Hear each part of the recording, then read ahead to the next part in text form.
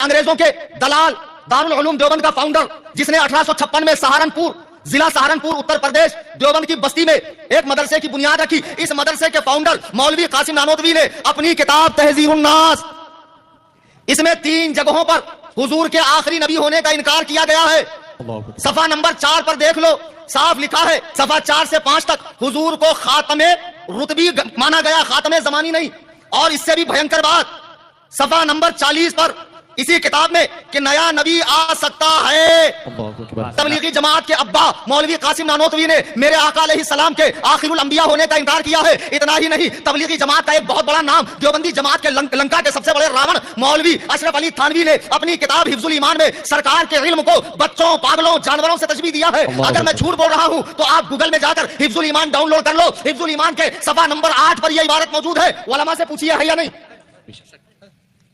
مجھے بتاؤ, جس جماعت کے عالم نے سرکار کے علوم شریفہ کو بچوں, پاگلوں, جانوروں کی طرح کہا ہو, اس جماعت میں تم جا رہے ہو, بیٹی دے رہے ہو, بیٹی لے رہے ہو. اب جب تم ان کو بتاؤ گے کل کہ بمبئی سے مولانا آئے تھے, انہوں نے کتاب کھول کر بتائی, تو پہلے تو بولیں گے بھائی وہ مر گئے, ان کے اعمال ان کے ساتھ, ہمارا کیا معاملہ ہے وہ دیکھو. تو کہنا بے وقوفوں, جب تک تم ان کی کتاب کو چوراہے پر رکھ کر جلا نہیں دو گے اور انہیں کافر نہیں سمجھو گے, اللہ کی قسم ہمارا تمہارا اتحاد ہو ہی نہیں سکتا.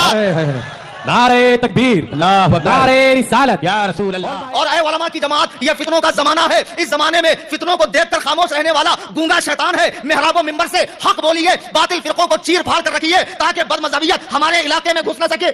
ایک ہے ان کی نماز, ان کا روزہ, ان کی چلت, ان کی پھرت, ان کی تبلیغ, ان کا دین کے لیے محنت, گاؤں گاؤں, کریا کریا, بستی بستی, نگر نگر, ڈگر ڈگر, دکان دکان, مکان مکان جانا, ملکوں کا سفر کرنا, اپنی کمر کو کمرہ بنا کر دنیا بھر کا پسارا لے کر اس پر گھومنا. ہمیں اس سے کوئی لینا دینا نہیں ہے. یا وہ نیاز نہیں کرتے, فاتحہ نہیں کرتے, درگاہ پہ نہیں جاتے, کندوری نہیں کرتے, یا وہ 10واں 40واں 20واں نہیں کرتے, حضور کے نام پر انگوٹھے نہیں چومتے, کھڑے ہو کر سلام نہیں پڑھتے, یا رسول اللہ کا نعرہ نہیں لگاتے. اس پر بھی ہمارا ان کا جھگڑا نہیں ہے. یہ چیزیں فرض یا واجب نہیں ہے, کوئی کرے تو اچھا, چھوڑ دے تو گنہگار نہیں ہے. یہاں جتنے سنی علماء بیٹھے ہیں یہ آپ کو بتائیں گے کہ یہ چیزیں جو ہم کر رہے ہیں, 11ویں یا 6ٹھی یا نیاز یا فاتحہ یا انگوٹھے چومنا, صلاۃ و سلام پڑھنا, مزارات کے آراز کرنا, مزاروں پہ حاضری دینا, یہ ساری چیزیں ضروری نہیں ہے, اچھی ہے. اگر کوئی کرے تو ٹھیک, اگر چھوڑ دے کسی وجہ سے تو وہ گنہگار نہیں ہے. ہمارا ان کا جو جھگڑا ہے وہ نیاز و فاتحہ کے اوپر نہیں ہے, بلکہ اصل جھگڑا ہے ایمان کے مسئلے میں, حضور کی ذات کو لے کر. دیوبندیوں, تمہارا ہمارا اختلاف چلے پر, چھٹی پر, چلت پر, پھرت پر, حلقے پر, 6 بات 5 کام, تمہارے اجتماعات پر, تمہارے دروس پر, تمہارے فضول اعمال کے حلقے پر نہیں ہے. ہمارا تمہارا بنیادی اختلاف حضور کی ذات پر ہے.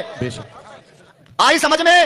یہ معمولی مسئلہ سمجھ کے اس کو ایسے ہی ہوا میں مت جانے دو, معمولی مسئلہ ہے. مولانا نے آ کے جذبات میں بیان دیا, کل قیامت میں اللہ کے حضور میں بھی رہوں گا, یہ دن تاریخ لکھ لی گئی ہے, تم بھی رہو گے. میں اللہ کے حضور کہوں گا, مولا میں نے بمبئی سے وہاں تک کا سفر کیا اور رات جاگ کر, پسینہ بہا کر, چلا کر انہیں حق و باطل کا فرق سمجھایا تھا. اس کے بعد بھی اگر یہ نہیں مانے تو پھر تیرے ہاتھ میں فیصلہ ہے. خدا کی قسم آج عزم مصمم کر کے اٹھو, مرتے دم تک اللہ و رسول کے گستاخوں سے ہمارا کوئی تعلق نہ ہوگا, اس لیے کہ حضور کی سچی محبت ہی کامل ایمان ہے. اعلیٰ حضرت فرماتے ہیں, انہیں جانا, مانا, نہ رکھا غیر سے کچھ کام, للہ الحمد میں دنیا سے مسلمان.